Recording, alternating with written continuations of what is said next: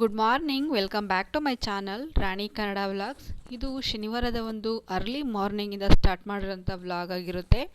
ನಾನು 4:15 ಎದ್ದು ಬಾಗಿಲು ಎಲ್ಲ ತೊಳೆದು ನೆಲ ಎಲ್ಲ ಒರೆಸಿ ಸ್ನಾನ ಮಾಡಿ ದೇವ್ರ ಪೂಜೆನೂ ಕೂಡ ಮುಗಿಸಿದ್ದೀನಿ. ನೋಡಿ, ಸಿಂಪಲಾಗಿ ಮಾಡಿದ್ದೀನಿ, ಬಟ್ ಆದರೆ ಮಾಡಿದ್ದೀನಿ ಅಷ್ಟೇ. ನನ್ನ ಒಂದು ಮನಸ್ಸಿಗೆ ತೃಪ್ತಿ ಆಗೋ ಥರ, ನನ್ನ ಮನಸ್ಸಿಗಾದರೂ ಸಮಾಧಾನ ಆಗೋ ಥರ ನಾನು ಪೂಜೆ ಮಾಡಿದ್ದೀನಿ. ಆದರೆ ಆಡಂಬರವಾಗಿ ನಾನೇನು ಪೂಜೆ ಮಾಡಿಲ್ಲ. ಜಾಸ್ತಿ ಹೂವು ಹಾಕಿ ಹಣ್ಣು ಕಾಯಿ ಆ ಥರದ್ದೆಲ್ಲ ಇಲ್ಲ. ಏನು ಬೇಸಿಕ್ ಏನು ಬೇಕೋ ಅಷ್ಟು ಮಾತ್ರ ನಾನು ಮಾಡಿರೋಂಥ ಪೂಜೆ ಇದು. ಅರ್ಲಿ ಮಾರ್ನಿಂಗ್ ಆಗಿದೆ ಪೂಜೆ. ನೋಡಿ, ಇನ್ನು ಈಗ ತಾನೇ ಬೆಳಕು ಕರೀತಾ ಇದೆ. ಈಗ ಜಸ್ಟ್ ಬೆಳಕು ಕರೀತಾ ಇದೆ, ಅಷ್ಟೊತ್ತಿಗೆ ನಂದು ಅಲ್ಲೇ ಪೂಜೆ ಆಗಿದೆ. ಶುಕ್ರವಾರ ಮಾತ್ರ ಇನ್ನೂ ಕತ್ಲಿದ್ದಂಕಲೇ ನಾನು ಪೂಜೆ ಮುಗಿಸಿದ್ದೆ. ನೋಡಿ, ನಾನು ರಂಗೋಲೆ ಈ ಥರ ಬಿಟ್ಟಿದ್ದೀನಿ. ಈ ರಂಗೋಲೆ ನಿಮಗೆ ಇಷ್ಟ ಆಗಿದೆ ದಯವಿಟ್ಟು ಕಮೆಂಟಲ್ಲಿ ತಿಳಿಸಿ, ನಾನು ರಂಗೋಲೆ ಹೇಗೆ ಬಿಟ್ಟಿದ್ದೀನಿ ಅಂತೇಳಿ. ಅರ್ಲಿ ಮಾರ್ನಿಂಗ್ ಪೂಜೆ ಅಂತಂದರೆ ನಂಗೆ ತುಂಬ ಖುಷಿ. ಬಟ್ ಆದರೆ ಎಷ್ಟು ಕಷ್ಟ ಆಗುತ್ತೆ ಗೊತ್ತಾ? 4:15ಗೆ ಅವಾಗ ಚೆನ್ನಾಗಿ ನಿದ್ದೆ ಹತ್ತಿರೋಂಥ ಟೈಮಲ್ಲಿ ನಾವು ಸ್ನಾನ ಮಾಡಿ ಎಲ್ಲ ಕೆಲಸಗಳನ್ನ ಮುಗಿಸ್ಕೊಂಡು ದೇವ್ರ ಪೂಜೆ ಮಾಡೋದಂತ ಇದೆಯಲ್ವಾ, ಆ ಒಂದು ನಿದ್ದೆ ಕೆಡ್ಸ್ಕೊಂಡು ಮಾಡೋ ಅಂಥದ್ದು ನಮಗಂತೂ ಆಗೋದೇ ಇಲ್ಲ ಅಂತಲೇ ಹೇಳ್ಬೋದು. ನಂಗೆ ಅಷ್ಟು ಹಿಂಸೆ ಆಗುತ್ತೆ. ಆದರೂ ಕೂಡ ಒಂದು ದೇವ್ರ ಪೂಜೆ ಅನ್ನೋ ಒಂದು ಭಕ್ತಿ ಅಷ್ಟೇ ನನಗೆ. ಭಕ್ತಿ ಅಂತ ಅತಿಯಾದ ನಂಬಿಕೆಯಿಂದ ನಾನು ಮಾಡಲ್ಲ, ಅದೇನೋ ನನಗೆ ಗೊತ್ತಿಲ್ಲ. ಒಟ್ಟು ಹೆಣ್ಮಕ್ಳಾದವರು ಆ ಒಂದು ಶನಿವಾರ ಆಯಿತು ಶುಕ್ರವಾರ ಆಯಿತು ಅರ್ಲಿ ಮಾರ್ನಿಂಗು ಬೆಳಕು ಕರೆಯೋಕ್ಕಿಂತ ಮುಂಚೆ ಈ ಒಂದು ಆಶಾ ನೀರು ಕಾದು ಎದ್ದೇಳು, ಸ್ನಾನ ಮಾಡು, ಸ್ನಾನ ಮಾಡಿದ್ದೇಳು. ಒಂದು ಪೂಜೆನ ಮುಗಿಸ್ಬೇಕು ಅನ್ನೋದು ನನಗೆ ಮಾತ್ರ ಅದು ಆಸೆ. ಎಲ್ಲ ಹೆಣ್ಮಕ್ಳು ಮಾಡಬೇಕು ಅಂತ ನಾನು ಇಷ್ಟಪಡೋದಿಲ್ಲ, ನಾನು ಬಯಸೋದು ಇಲ್ಲ. ಅದು ಅವ್ರವ್ರಿಗೆ ಬಿಟ್ಟಿದ್ದಂಥದ್ದು. ನನಗೆ ಹೇಳ್ಬೇಕು ಅಂತಂದರೆ ಈ ಒಂದು ಅನುಕೂಲ ಸಿಕ್ಕಿದ್ದ ಕಾರಣದಿಂದ ನಾನು ವೇಸ್ಟ್ ಮಾಡ್ಕೊತಾ ಇಲ್ಲ. ಆ ಕೈಲಾದಷ್ಟು ಮಟ್ಟಿಗೆ ನಾನು ಪೂಜೆ ಪುನಸ್ಕಾರ ಏನಿದೆಯೋ, ಎಷ್ಟೇ ಕಷ್ಟ ಆಗಲಿ, ಎಷ್ಟು ಕಷ್ಟ ಆಗುತ್ತೆ ಗೊತ್ತಾ? ಬೆಳಗಿನ ಜಾವ 5 ಗಂಟೆ ಅಥವಾ 5:15 ಕೂಡ ಎದ್ದೇಳೋಕ್ಕಾಗೋದಿಲ್ಲ. ನಾನು ಹೇಳ್ಬೇಕು ಅಂದರೆ ಹಳ್ಳಿಲಿದ್ದಾಗ 8 ಗಂಟೆವರೆಗೂ ಮಲ್ಕೊತಿದ್ದಂಥವಳು. ಇಲ್ಲಿ ಬಂದಾಗ ಎಲ್ಲ ಅನುಕೂಲಗಳು ಇದ್ದಾಗ ನಾವು ವಯಸ್ಸಾದಾಗ ಪೂಜೆ ಮಾಡೋದಕ್ಕೆ ಆ ಶಕ್ತಿನೂ ಇರೋದಿಲ್ಲ. 80 ವರ್ಷ 70 ವರ್ಷ 90 ವರ್ಷ ಈ ಥರ ಎಲ್ಲ ಆದಾಗ ಮಾಡೋದಕ್ಕಾಗೋದಿಲ್ಲ. ಇದ್ದಂಥ ಟೈಮಲ್ಲಿ ದೇವರನ್ನಿದ್ರೆ ಒಳ್ಳೇದು ಮಾಡಲಿ, ಬಟ್ ನಮ್ಮ ಕೈಲಾದಷ್ಟು ಭಗವಂತ ಕಣ್ಣಿಗೆ ಕಾಣ್ದಿರೋನು ಪ್ರಪಂಚನೇ ಕಾಯ್ತಾ ಇರಬೇಕಾದ್ರೆ ನಾವು ಯಾಕೆ ನೆಗ್ಲೆಕ್ಟ್ ಮಾಡಬೇಕು? ಒಂದು ನಮಸ್ಕಾರ ಇರಲಿ ಅಂತ ಒಂದು ಅಷ್ಟೇ ನನ್ನ ಉದ್ದೇಶ. ಅದನ್ನು ಯಾಕೆ ನಾವು ನಿದ್ದೆ ಮಾಡ್ತಾ ಕಾಲ ಕಳೆಯೋದು ಅಂತೇಳಿ ನಾನು ವೇಸ್ಟ್ ಮಾಡೋದಿಲ್ಲ ಆದಷ್ಟು. ಅದರಲ್ಲೂ ಶ್ರಾವಣ ಶನಿವಾರ, ಶ್ರಾವಣ ಶುಕ್ರವಾರ ನಾನು ಯಾಕೆ ಮಿಸ್ ಮಾಡಬೇಕು? ಎಲ್ಲರೂ ಮಾಡುವಾಗ, ಎಲ್ಲರೂ ಗಂಟೆ ಸದ್ದು ಕೇಳುವಾಗ ಬೆಳಕು ಕರಿಬೇಕಾದ್ರೆ ನನಗೂ ಕೂಡ ನನ್ನ ಮನೇಲಿ ಒಂದು ಪೂಜೆ ಪುನಸ್ಕಾರ ಇಲ್ಲ, ನಾನು ಮಾತ್ರ ಕಾಲು ಚಾಚ್ಕೊಂಡು ಮಲ್ಕೊಂಡಿದ್ದೀನಿ ಅಂತೇಳಿ ನನಗೂ ಸ್ವಲ್ಪ ಮನಸ್ಸಿಗೆ ನೋವು ಆಗೋ ಥರ ಇರಬೇಕಾದ್ರೆ ನಾವು ಅದನ್ನು ನೆಗ್ಲೆಕ್ಟ್ ಮಾಡೋದು ಬೇಡ.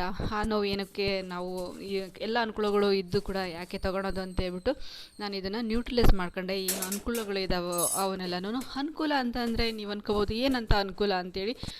ಹಳ್ಳಿ ಮನೇಲಿದ್ದಾಗ ಬಾತ್ರೂಮು ಹೊರಗಡೆ ಇತ್ತು. ನಾನು ಸ್ನಾನ ಮಾಡೋದಕ್ಕೆ 3 ಗಂಟೆ 4 ಗಂಟೆ 5 ಗಂಟೆಗೆ ಹೋಗೋದಕ್ಕೆ ಸ್ವಲ್ಪ ಕಷ್ಟ ಅನ್ನಿಸ್ತಾ ಇತ್ತು.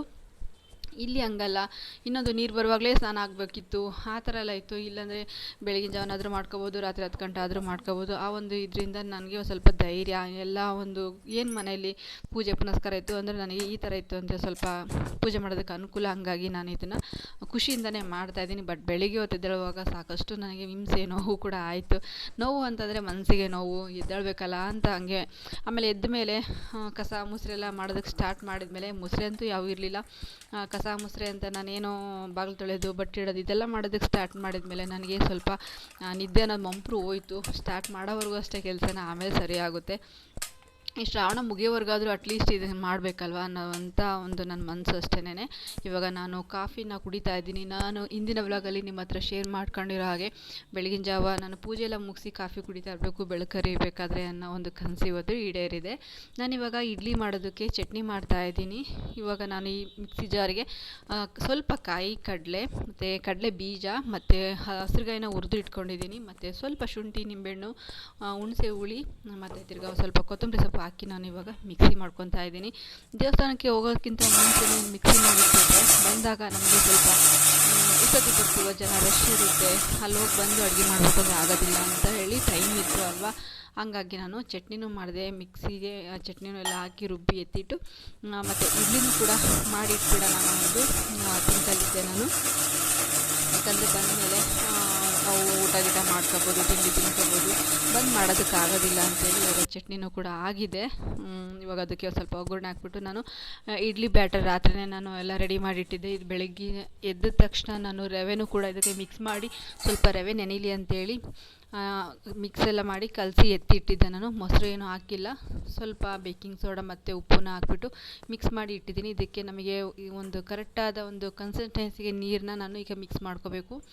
ಏಕದಮ್ ಮಿಕ್ಸ್ ಮಾಡಿ ಫಸ್ಟೇ ಇಟ್ಬಿಟ್ರೆ ಮತ್ತು ಅದು ನೀರಾಗೋ ಚಾನ್ಸ್ ಇರುತ್ತೆ, ಹಂಗಾಗಿ ನಾನು ಫಸ್ಟೇ ಮಿಕ್ಸ್ ಮಾಡಿಲ್ಲ. ಇವಾಗ ಹಾಕುವಾಗ ನೀರು ಎಷ್ಟು ಬೇಕೋ ನೋಡಿ ಅಷ್ಟು ನಾವು ತಿಕ್ನೆಸ್ಸಿಗೆ ನಾವು ಮಾಡ್ಕೋಬೇಕು. ಇವಾಗ ನಾನು ಚಟ್ನಿಗೆ ಸ್ವಲ್ಪ ಒಗ್ಗರಣೆ ಇದ್ದರೆ ಚೆನ್ನಾಗಿರುತ್ತೆ ಅನ್ನಿಸ್ತು. ಬರೀ ಚಟ್ನಿ ತಿನ್ನೋದಕ್ಕಿಂತ ಈ ಥರ ಸಾಸಿವೆ ಹಾಕಿ ಎಣ್ಣೆಯಲ್ಲಿ ಸ್ವಲ್ಪ ಒಗ್ಗರಣೆ ಕೊಟ್ಟರೆ ಚೆನ್ನಾಗಿ ಕಲರ್ಫುಲ್ಲಾಗಿ ನೋಡೋಕ್ಕೆ ಚೆನ್ನಾಗಿ ಕಾಣುತ್ತೆ, ಲುಕ್ಕಾಗಿರುತ್ತೆ. ಏನೋ ಒಂದು ಅಟ್ರ್ಯಾಕ್ಷನ್ ಮಾಡಿದ್ರೆ ನನ್ನ ಮಗಳು ತಿಂತಳಲ್ಲ ಅಂತ ಮಾಡಿದೆ.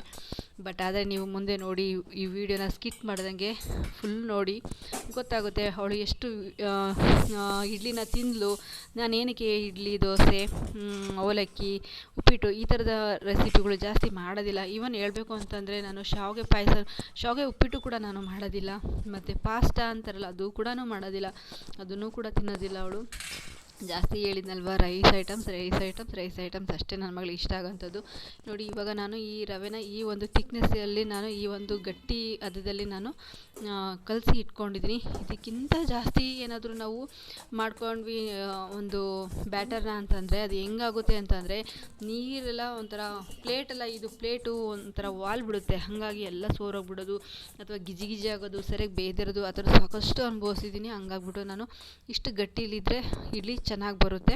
ಅದರಲ್ಲೂ ರವೆ ಇಡ್ಲಿ ಆದರೆ ಇನ್ನೂ ಚೆನ್ನಾಗಿರುತ್ತೆ. ನಾವು ಮಿಕ್ಸಿಗೆ ಹಾಕಿದ್ದು ಆದರೆ ಗಟ್ಟಿಗೆ ಹಾಕ್ಕೋಬೇಕು, ಅದು ಕೂಡ ಚೆನ್ನಾಗಿ ಬರುತ್ತೆ. ಬಟ್ ಅದನ್ನು ಮಾಡೋದಕ್ಕೆ ಹೋಗೋದಿಲ್ಲ, ಇಬ್ಬರಿಗೆ ಅಲ್ವಾ, ರವೆದೇ ನಾನು ನೆನಹಾಕ್ಬಿಟ್ಟು ಮಾಡಿಬಿಡ್ತೀನಿ. ಒಂದು ಇಡ್ಲಿ ಒಂದು ಆಯಿತು ಅಂತಂದರೆ ಚಟ್ನಿನೂ ಕೂಡ ರೆಡಿಯಾಗಿದೆ. ಬಂದು ತಿನ್ನೋದಕ್ಕಾಗುತ್ತೆ ದೇವಸ್ಥಾನದಿಂದ ಬಂದು ಅಂತೇಳಿ. ಅದೇನೋ ದೇವಸ್ಥಾನಕ್ಕೆ ಹೋಗಬೇಕು, ಪೂಜೆ ಮಾಡಬೇಕು ಅಂದರೆ ಖುಷಿ, ಬಟ್ ಆದರೆ ಒಳ್ಳೆಯದಾಗುತ್ತೆ ಅಂತ ನಾನು ನಂಬಿಲ್ಲ. ಯಾವುದೋ ಒಂದು ನಂಬಿಕೆ ಅಂತಲ್ಲ, ಅದೇನೋ ಖುಷಿ ಅಷ್ಟೇ ನನಗೆ. ಬಟ್ ಆದರೆ ಕಷ್ಟಗಳು ಮಾತ್ರ ನಾವು ಎಷ್ಟು ಅನುಭವಿಸ್ತಾ ಇರ್ತೀವಿ, ಎಷ್ಟು ಕಷ್ಟ ಕೊಟ್ಟರು ದೇವ್ರು ನಂಬೋದು ಬಿಡೋದಿಲ್ಲ ಅಂತ ನಾನೇ ಒಂದೊಂದು ಸಲ ಅಂದ್ಕೊತೀನಿ. ಅದೇನೋ ಇದೆಯೋ ಗೊತ್ತಿಲ್ಲ, ದೇವ್ರು ಮಾತ್ರ ಕಷ್ಟ ಕೊಡ್ತಾನೆ ಇರ್ತಾನೆ, ದೇವ್ರನ್ನ ನಂಬ್ತಾನೆ ಇರೋದು ಅನ್ನೋ ಥರನೂ ಆಗುತ್ತೆ. ಬಟ್ ಆದರೆ ಬಿಡಬಾರ್ದಲ್ವ, ಎಲ್ಲರೂ ಮಾಡ್ತಾರೆ, ನಾವ್ಯಾಕೆ ಮಾಡಬೇಕು ಅನ್ನೋದೊಂದು ಇದು. ಇಷ್ಟೆಲ್ಲ ಕಷ್ಟಪಟ್ಟು ಇಷ್ಟೆಲ್ಲ ಎದ್ದೇಳೋಕ್ಕಾಗದೇ ಇದ್ದರೂ ಇಷ್ಟು ಕಷ್ಟಪಟ್ಟು ನಾನು ಇಷ್ಟು ಪೂಜೆ ಮಾಡ್ತೀನಿ. ಇವಾಗ ತಿಂಡಿನೂ ಕೂಡ ಮಾಡಿ, ಚಟ್ನಿ ರೆಡಿ, ಎಲ್ಲ ಇಡ್ಲಿ ಎಲ್ಲ ರೆಡಿಯಾಗಿತ್ತು, ಇದೆಲ್ಲ ಮಾಡಿ ಎತ್ತಿಟ್ಟು ಬಂದು ದೇವಸ್ಥಾನದಿಂದ ಬಂದು ತಿನ್ನೋಣ ಅಂತೇಳ್ಬಿಟ್ಟು ಎಲ್ಲ ಕೆಲಸ ಮುಗಿಸಿದ್ದೆ. ನಾನು ಆಲ್ಮೋಸ್ಟ್ ಯಾವುದೂ ಇರಲಿಲ್ಲ. ಈ ಸಿಂಕ್ ಇರೋದ್ರಿಂದ ನನಗೆ ಪಾತ್ರೆ ಪಡ್ಗ ಯಾವೂ ಜಾಸ್ತಿ ಮುಸ್ರೇನೂ ಇರೋದಿಲ್ಲ, ಹಾಗಾಗಿ ಸ್ವಲ್ಪ ಮಟ್ಟಿಗೆ ಕೆಲಸನೂ ಕೂಡ ಈಸಿಯಾಗಿರುತ್ತೆ. ಇವಾಗ ನಾವು ದೇವಸ್ಥಾನಕ್ಕೆ ಹೋಗ್ತಾ ಇದ್ದೀವಿ. ಈ ದೇವಸ್ಥಾನ ಬಂದು ಶನಿಮಾತ್ಮ ಅನ್ನೋ ಒಂದು ದೇವಸ್ಥಾನ. ನಾನು ಹೇಳಿದ್ದೆ ಅಲ್ವ ಹಿಂದಿನ ವ್ಲಾಗಲ್ಲಿ, ಪ್ರತಿ ಶನಿವಾರನೂ ಕೂಡ ಈ ದೇವಸ್ಥಾನಕ್ಕೆ ಬರೋದು. ಅಂಥದ್ರಲ್ಲಿ ನಾನು ನಾರ್ಮಲ್ ಡೇಸಲ್ಲೇ ನಾನು ಶನಿಮಾತ್ಮ ದೇವಸ್ಥಾನಕ್ಕೆ ಬರ್ತೀನಿ ಅನ್ನುವಾಗ ಶ್ರಾವಣ ಶನಿವಾರನ ಮಿಸ್ ಮಾಡ್ಕೊಳಕ್ಕಾಗುತ್ತಾ? ಹಾಗಾಗಿ ನನ್ನ ಮಗಳನ್ನೂ ಕೂಡ ಇವತ್ತು ಆ್ಯಸ್ ಯೂಶುವಲ್ ಸ್ಪೆಷಲಾಗಿ ನನ್ನ ಮಗಳನ್ನೂ ಕೂಡ ದೇವಸ್ಥಾನಕ್ಕೆ ಕರ್ಕೊಂಬಂದು ಎಳ್ಳು ಬತ್ತಿನ ನಾನು ಈ ಒಂದು ಬೆಂಕಿ ಕುಂಡ್ಲ ಇದೆಯಲ್ವ ಇದರಲ್ಲಿ ಹಾಕಿದ್ವಿ. ನಾನು ನನ್ನ ಮಗಳಿಬ್ಬರೂ ಕೂಡ ಒಂದು ಶ್ರಾವಣ ಶನಿವಾರ ಮಿಸ್ ಮಾಡ್ಕೋಬಾರ್ದು, ಮತ್ತೆ ಸಿಗೋದು ಮತ್ತೆ ಒಂದು ವರ್ಷಕ್ಕೆ ಅಂತೇಳಿ ಎಷ್ಟಾಗುತ್ತೋ ಅಷ್ಟು ಪ್ರತಿ ಶನಿವಾರನೂ ನನ್ನ ಮಗಳನ್ನ ಕರ್ಕೊಂಬಂದಕ್ಕೆ ಟ್ರೈ ಮಾಡ್ತೀನಿ. ನೋಡಿ ಎಷ್ಟು ಜನ ಇದ್ದಾರೆ, ಎಷ್ಟು ಜನ ಅಂತಂದರೆ ಅರ್ಲಿ ಮಾರ್ನಿಂಗೇ ಹೋಗಬೇಕು ನಾವು ನೆಕ್ಸ್ಟು ಅಂತ ಅನ್ನಿಸ್ತು ನನಗೆ. ಅಷ್ಟೊಂದು ಜನ ಇದ್ದರು, ಬೆಳ್ಳಿ ಇಡೋಕ್ಕೆ ಜಾಗ ಇಲ್ಲ, ಅಷ್ಟು ಜನ ಇದ್ದರು. ನಾವು 8-8:30 ಮೇಲೆ ಬಂದ್ವಿ. ಇನ್ನೂ ಬೇಗ ಬರಬೇಕಾಯ್ತು, ಹೇಳಬೇಕು ಅಂದರೆ 6 ಗಂಟೆಗೆ ಬಂದುಬಿಟ್ರೆ ಇನ್ನೂ ಬೆಟರ್ ಅಂತ ಅನಿಸುತ್ತೆ. ನೋಡಿ ನಾನು ಮಾಡಿದಂಥ ಇಡ್ಲಿ ನಾನು ಇನ್ನೂ ಓಪನೇ ಮಾಡಿರಲಿಲ್ಲ. ದೇವಸ್ಥಾನದಿಂದ ಬಂದ ನಂತರ ನಾನು ಇಡ್ಲಿ ಓಪನ್ ಮಾಡಿ ನನ್ನ ಮಗಳಿಗೆ ಹಾಕ್ಕೊಟ್ಟೆ. ಈ ಒಂದು ಗಟ್ಟಿಯಲ್ಲಿ, ಈ ಒಂದು ಸ್ಮೂತಲ್ಲಿ ಬಂದಿದೆ, ಚೆನ್ನಾಗಿ ಬಂದಿದೆ. ಚಟ್ನಿ ಕೂಡ ಚೆನ್ನಾಗಾಗಿತ್ತು, ಇಡ್ಲಿನೂ ಕೂಡ ಚೆನ್ನಾಗಾಗಿತ್ತು. ನಾನು ವಡೆ ಎಲ್ಲ ಮಾಡೋದಕ್ಕೆ ಹೋಗಲಿಲ್ಲ. ನೋಡಿ ಫ್ರೆಂಡ್ಸ್, ಕೊಟ್ಟರೆ ಅಪರೂಪಕ್ಕೆ ಒಂದು ಇಡ್ಲಿ ಅಂತ ಮಾಡಿದರೆ 4 ಇಡ್ಲಿ ಕೊಟ್ಟಿದ್ದೀನಿ. 4 ಇಡ್ಲಿ ಕೊಟ್ಟಿದ್ದೀನಿ, ಚಿಕ್ಕವು 4 ಇಡ್ಲಿ ಅಷ್ಟೇ ಕೊಟ್ಟಿರೋದು. ಇಷ್ಟು ಚಿಕ್ಕ ಇಡ್ಲಿನ ತಿನ್ನೋಕ್ಕೆ ಗೋಳು ಅಂದರೆ ಗೋಳು. ಹ್ಞೂ ಅಂದ್ಕೊಂಡು ಕುಂತಾಳೆ ನನ್ನ ಮಗಳಮ್ಮ. ಇಲ್ಲಿ ತಟ್ಟೆ ಮುಂದೆ ನೋಡಿ ತಿನ್ನೋ ರೀತಿ ನೋಡ್ರಿ, ತಿನ್ನೋ ಥರ ಕಾಣುತ್ತಾ? ಅವಳು ತಿನ್ನೋ ಥರ ಇಲ್ಲ, ಅವಳು ಹಿಂಗಾಡಿ ತಟ್ಟೆ ತಗೊಂಡು ಅಡುಗೆ ಮನೆಗೆ ಇಕ್ಕದಾಗ ನಾನು ತೋರಿಸ್ತೀನಿ ನೋಡಿ. ನಾನು ನಿಮಗೆ ಅದೊಂದೇವ ಇವಾಗ ಅವಳಿಗೆ ಹೇಳಿಲ್ಲ, ನೆನೆ ಆಗಲ್ಲ ಹೇಳಿದಾಳೆ. ಏನಂತ ಹೇಳಿದ ಗೊತ್ತಾ? ನನಗೆ ಇಷ್ಟವಾಗಿರೋ ತಿಂಡಿ ಅಂದರೆ ನನ್ನ ಬಾಯಿ ಆಟೋಮೆಟಿಕಾಗಿ ಸರಿಯಾಗುತ್ತೆ ಅಂತ, ಗುಳ್ಳೆ ಇದ್ರು ಕೂಡ ಅಂತ ಹೇಳ್ಕೊಂಡಿದ್ದಾಳೆ. ಈಗ ನೋಡಿದರೆ ಬಾಯಲ್ಲಿ ಗುಳ್ಳಾಗಿದೆ ಅಂತ ಕಾರಣ ಹೇಳೋದು. ಅದೊಂದು ಇವಾಗ ಹೇಳಿದ್ಲು ಸುಮ್ಕಾಗಬೇಕು ಅಷ್ಟೇ. ಇವಾಗ ನೋಡಿ ಬೇಕಿದ್ರೆ ಅವಳು ಬಿಟ್ಟೇ ಬಿಡ್ತಾಳೆ, ತೋರಿಸ್ತೀನಿ ನಾನು ನಿಮಗೆ ಆಯಿತಾ. 4 ಇಡ್ಲಿ ಕೊಟ್ಟಿರೋದು ತಿನ್ನಲ್ಲ ಅವಳು. ಚಟ್ನಿ ಎಷ್ಟು ಚೆನ್ನಾಗಿದೆ, ಶೇಂಗಾ ಚಟ್ನಿ. ತಿನ್ನಲ್ಲ. ನಾನು ಕ್ಯಾಮ್ರಾಯಿಂದ ಯಾವ ಥರ ಎಕ್ಸ್ಪ್ರೆಷನ್ ಕೊಡ್ತಾರೆ ನೋಡಿ ಗಾಯ್ಸ್. ದಾಡೆ ತುಮಕೂರಿಗೆ ಕೊಕ್ಕೋರೆ ನೋಡಿ ನೋಡಿ ಫ್ರೆಂಡ್ಸ್, ನೋಡಿ ಫ್ರೆಂಡ್ಸ್, ತಟ್ಟೆ ಬಿಟ್ಟಲ್ಲ ಹಳೇನಾ ನನ್ನ ಮಗಳು. ಇನ್ನು ನೋಡಿದ್ರಾ, ನಾನು ಹೇಳಿಲ್ವಾ ಅವಳು ಇಡ್ಲಿ ಮಾಡಿರೆ 4 ಇಡ್ಲಿ ಕೊಟ್ರೆ 2 ಇಡ್ಲಿನೂ ಕೂಡ ತಿನ್ನಲ್ಲ. 2 ಇಡ್ಲಿ ವಾಪಸ್ ಬಿಟ್ಬಿಟ್ಟವಳೆ. 4 5 6 ಹಾಕಿದ್ರು ಇಲ್ಲ, ಅದರಲ್ಲಿ ನಾನು 3-4 ತಿಂದು 2 ಇಡ್ಲಿ ಬಿಟ್ಟಿನಿ. ನೋಡಿ ಹೆಂಗೆ ತೋರಿಸ್ತಾಳೆ. ಇಡ್ಲಿ ಅಂದರೆ ಆಗಲ್ಲ ನೋಡಿ ಫ್ರೆಂಡ್ಸ್. ಏನೋ ಅಪರೂಪಕ್ಕೆ ವಾರಲ್ಲಿ ಎಷ್ಟೊಂದು ದಿನ ಆಯ್ತು ಗೊತ್ತಾ ಇಡ್ಲಿ ಮಾಡಿ. ಸುಮಾರು 1 ತಿಂಗಳು ಮೇಲೆ ಆಗೋಯ್ತು. ಸುಮಾರು 1 ತಿಂಗಳು ಮೇಲೆ ಆಗೋಯ್ತು ಇಡ್ಲಿನೇ ಮಾಡಿಲ್ಲ.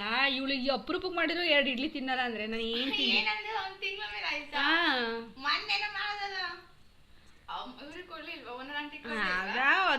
ದಿನ ಮೇಲೆ ಆಗೋಯ್ತು.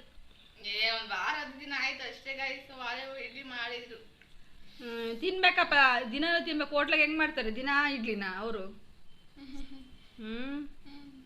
ನಡೆ ನೋಡಿದ್ರ ಬಿಟ್ಟಿದ್ದು ಬಿಟ್ಲ ಅಷ್ಟೇ. ಅದಕ್ಕೆ ನಾನು ತಿಂಡಿ ಮಾಡೋದು ಪಲಾವ್ ರೈಸ್ ಐಟಮ್. ಅದು ಯಾರು ತಿಂತಾರೆ? ನಾನು ತಿನ್ನಲ್ಲ. ಹೀಗೆ ನನ್ನ ಮಗಳು ಯಾವಾಗ ನೋಡಿದ್ರು ಮನೇಲಿ ಒಂದು ಇಡ್ಲಿ ದೋಸೆ ನಾನು ಮಗಳು ತಿಂದೇ ಇರೋ ಕಾರಣ ನಾನು ಈ ಥರನೇ ಮಾಡೋದು. ಯಾವುದಾದೊಂದು ರೈಸ್ ಐಟಮ್ ಮಾಡಿಬಿಟ್ಟು ಸುಮ್ಮನೆ ಆಗ್ಬಿಡ್ತೀನಿ. ಇನ್ನೇನು ಮಾಡೋದು ಕೂಡ, ಅವಳು ಊಟ ಮಾಡಿಲ್ಲ ಅಂತಂದರೆ ಇನ್ನೇನಾದರೂ ಅಡುಗೆ ಮಾಡಿಕೊಡ್ಬೇಕು ಅಂತ ಅನ್ನೋ ಥಿಂಕ್ ಇರಲಿಲ್ಲ. ಬಟ್ ಆದರೆ ನನಗೆ ಮಲ್ಕೊಂಡೆ ನಾನು. ಬಟ್ ಊಟ ಎಲ್ಲ ತಿಂಡಿ ಎಲ್ಲ ಆದಮೇಲೆ ಪಾತ್ರೆ ಎಲ್ಲ ಇದ್ವಲ್ಲ, 1-2 ತೊಳೆದ್ಬಿಟ್ಟು ಮಲ್ಕೊಂಡೆ. ಮಲ್ಕೊಂಡ ನಂತರ ಸುಮಾರು 12 ಗಂಟೆವರೆಗೂ ಮಲ್ಕೊಂಡ್ಬಿಟ್ಟೆ. ಬೇಗ ಇದ್ದಿದ್ನಲ್ವ, ನಾನು 12 ಗಂಟೆ 12:30ವರೆಗೂ ಮಲ್ಕೊಂಡೆ. ಇವಳು ಸ್ವಲ್ಪ ಎದ್ದೇ ಇದ್ಲು. ಎದ್ದೊಳಿದೆ, ಮಕ ಸಪ್ಪು ಮಾಡ್ಕೊಂಡು ಸುಮ್ಮನೆ ಇದ್ದಳೆ. ಊಟ ಬೇಕು ಅಂತಲೂ ಕೇಳಿಲ್ಲ, ಏನಿಲ್ಲ. ಮತ್ತೆ ಹೋಗಿ ನಾನು ಚಿತ್ರಾನ್ನ ಮಾಡಿದ್ದಾಯಿತು. Hi friends, welcome back to my channel. ಇವಾಗ ನಾನು ಏನು ಅಡುಗೆ ಮಾಡ್ತಾ ಇದ್ದೀನಿ ಗೊತ್ತಾ ಫ್ರೆಂಡ್ಸ್? ಚಿತ್ರಾನ್ನ ಮಾಡ್ತಾ ಇದ್ದೀನಿ. ನೆನೆನೂ ಕೂಡ ಚಿತ್ರಾನ್ನ ಮಾಡಿದ್ದೆ, ಇವಾಗಲೂ ಕೂಡ ಚಿತ್ರಾನ್ನ ಮಾಡ್ತಾ ಇದ್ದೀನಿ. ಏನು ಗೊತ್ತಾ ಕಾರಣ ಏನು ಅಂದರೆ, ಸುಮಾರು ಇವಾಗ ಟೈಮ್ ಬಂದು 12 ಗಂಟೆ ಆಗಿದೆ. ಏನಕ್ಕೆ ನಾನು ಮಾಡ್ತಾ ಇದ್ದೀನಿ ಅಂದರೆ, ಬೆಳಿಗ್ಗೆನೇ ನೀವು ನೋಡಿದ್ರಲ್ವಾ, ಬೆಳಿಗ್ಗೆ ನನ್ನ ಮಗಳಿಗೆ ಇಡ್ಲಿ ಹಾಕ್ಕೊಟ್ಟೆ. ಇನ್ನು ಫ್ರಿಜ್ಜಲ್ಲಿ 4 ಇಡ್ಲಿ ಹಂಗೆ 2 ಇಡ್ಲಿ ಹಂಗೆ ವಾಪಸ್ ಕೊಟ್ಬಿಟ್ಲು. ತಿನ್ನಲೇ ಇಲ್ಲ, ಬರೀ 4 ಹಾಕಿದ್ದು ಇಡ್ಲಿ. ಅದನ್ನು 2 ತಿಂದು ಬಲವಂತವಾಗಿ ತಿಂದು ಇನ್ನೆರಡು ವಾಪಸ್ ಇಟ್ಬಿಟ್ಲು. ಅವಳು ಹೊಟ್ಟೆ ಊಟ ಸರಿಯಾಗಿ ಮಾಡಿಲ್ಲ. ಮತ್ತು ಅವಳು ನನಗೆ ಅಮ್ಮ ಊಟ ಮಾಡಬೇಕು, ನಾವು ಹೊಟ್ಟೆ ಎಷ್ಟು ಆಗ್ತಿದೆ ಅಂತಲೂ ಕೇಳಲ್ಲ, ಸುಮ್ಮನೆ ಇರ್ತಾಳೆ. ನಾನೇ ಅರ್ಥ ಮಾಡ್ಕೋಬೇಕು, ಅವಳು ಬೆಳಿಗ್ಗೆ ಸರಿಯಾಗಿ ಊಟ ಮಾಡಿಲ್ಲ, ಅವಳು ಹೊಟ್ಟೆ ಚೆನ್ನಾಗಿ ಹಶು ಆಗ್ತಾ ಇದೆ, ಇವಾಗ ಅವಳಿಗೆ ಏನಾದರೂ ಮಾಡಿಕೊಡ್ಬೇಕು ಅಂತ ನಾನು ಹೊಟ್ಟೆ ತುಂಬ ತಿಂದಿದ್ದೀನಿ. ಬಟ್ ಅವಳು ಹೇಳೋದು ಇಲ್ಲ, ಏನೂ ಇಲ್ಲ. ಅವಳಿಗೆ ಇಷ್ಟ ಇದ್ರೆ ತಿಂಡಿ ಅವಳು ತಿನ್ನೋಕ್ಕೂ ಹೋಗಲ್ಲ, ಸುಮ್ಮನೆ ಇದ್ಬಿಡ್ತಾಳೆ. ಆ ಥರ ಒಂದು ಕ್ಯಾರೆಕ್ಟ್ರು. ಅದಕ್ಕೆ ನಾನೇನೆ ಇಷ್ಟೊತ್ತಾಯ್ತಲ್ಲ ಸ್ವಲ್ಪ ಚಿತ್ರಾನ್ನಾದರೂ ಮಾಡ್ಕೊಡೋಣ, ಹೊಟ್ಟೆ ತುಂಬ ಊಟ ಮಾಡ್ತಾಳೆ ಅಂತ ನಿನ್ನೆ ಅವರೆಕಾಳು ತಂದಿದ್ರಲ್ಲಿ ಸ್ವಲ್ಪ ಒಂದಿಷ್ಟು ಸೇವ್ ಮಾಡಿ ಇಟ್ಟಿದ್ದೆ. ಈ ಅವರೆಕಾಳನ್ನ ಈ ಅವರೆಕಾಳನ್ನ ನಾನು ಸ್ವಲ್ಪ ಸೇವ್ ಮಾಡಿ ಇಟ್ಟಿದ್ದೆ. ಹಿಂಗೆ ಚಿತ್ರಾನ್ನ ಏನಾದರೂ ಮಾಡೋಣ ಅಂತ. ತುಂಬ ದಿನ ಆಗೋಯ್ತು, ಲಾಂಗ್ ಟರ್ಮು ನಾನು ಅವರೆಕಾಳು ಮನೆಗೆ ತಂದೇ ಇಲ್ಲ. ಸಂಕ್ರಾಂತಿ ಹಬ್ಬ ಆದಾಗಿಂದ ನಾನು ಅವರೆಕಾಳೇ ತಂದಿಲ್ಲ, ಇದೇ ಫಸ್ಟ್ ಟೈಮ್ ತಂದಿರೋದ್ರಿಂದ. ನೆನ್ನೆ ಅವರೆಕಾಳು ಸಾಂಬಾರು ಮಾಡಿದೆ, ನೆನ್ನೆ ಅವರೆಕಾಳು ಚಿತ್ರಾನ್ನ ಮಾಡಿದೆ. ಮತ್ತೆ ತಿರ್ಗಾ ಇದೇ ಚೆನ್ನಾಗಿತ್ತು. ಅವರೆಕಾಳನ್ನ ಹಂಗೆ ಎತ್ತಿಟ್ಟಿದ್ದೆ, ಬೇಕಾಗುತ್ತೆ ಇನ್ನೊಂದ್ಸಲ 2 ಸಲ ಚಿತ್ರಾನ್ನ ಮಾಡೋದಕ್ಕೆ. ಅಥವಾ ಇಲ್ಲ ಅಂತಂದ್ರೆ ಉಪ್ಪಿಟ್ಟು ಏನಾದರೂ ಮಾಡಿದರೆ, ಉಪ್ಪಿಟ್ಟು ಕಮ್ಮಿ ನಮ್ಮ ಮನೇಲಿ. ಉಪ್ಪಿಟ್ಟು, ಅವಲಕ್ಕಿ ಮತ್ತು ದೋಸೆ, ಇಡ್ಲಿ ಅನ್ನೋಂಥದ್ದು ಜಾಸ್ತಿ ಕಮ್ಮಿ. ಆದರೆ ಬಟ್ ಇರಲಿ ಅಂತ ಎತ್ತಿಟ್ಟಿದ್ದೆ, ಚಿತ್ರಾನ್ನಕ್ಕಾದ್ರೂ ಆಗುತ್ತೆ, 1 ಟೈಮ್ ಉಪ್ಪಿಟ್ಟು ಮಾಡಿದರೆ ಆಗುತ್ತೆ ಅಂತೇಳಿ. ಇವಾಗ ಅದನ್ನೇ ಹಾಕ್ಬಿಟ್ಟು ಈಗ ಮಧ್ಯಾಹ್ನ 12 ಗಂಟೆ ಆಗಿದೆ.